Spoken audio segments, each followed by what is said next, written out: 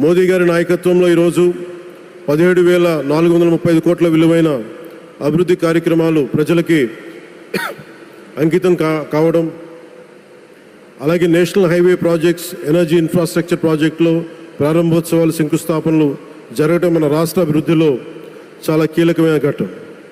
ఈ ప్రాజెక్ట్స్ కనెక్టివిటీని బలోపేతం చేయడం కాదు,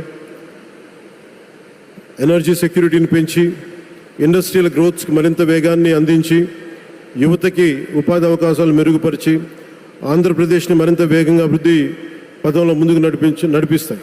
ఇదివరకే విశాఖపట్నంలో 2 లక్షల కోట్ల పైగా పెట్టుబడులు, అందులో ఎన్టీపీసీ గ్రీన్ హైడ్రోజన్ హబ్, జాతీయ రహదారులు, రైల్వే ప్రాజెక్టులు, అలాగే అమరావతి కోసం 50,000 కోట్ల పెట్టుబడులు, రాయలసీమ అభివృద్ధికి 13,400 కోట్ల ప్రాజెక్టులు మన రాష్ట్ర అభివృద్ధికి బలమైన పునాది వేస్తున్నాయి. South Coast railway zone at Visakhapatnam ఏర్పాటు ద్వారా ఆంధ్రప్రదేశ్ ప్రజల చిరకాల ఆకాంక్షను సాకారం చేస్తుంది.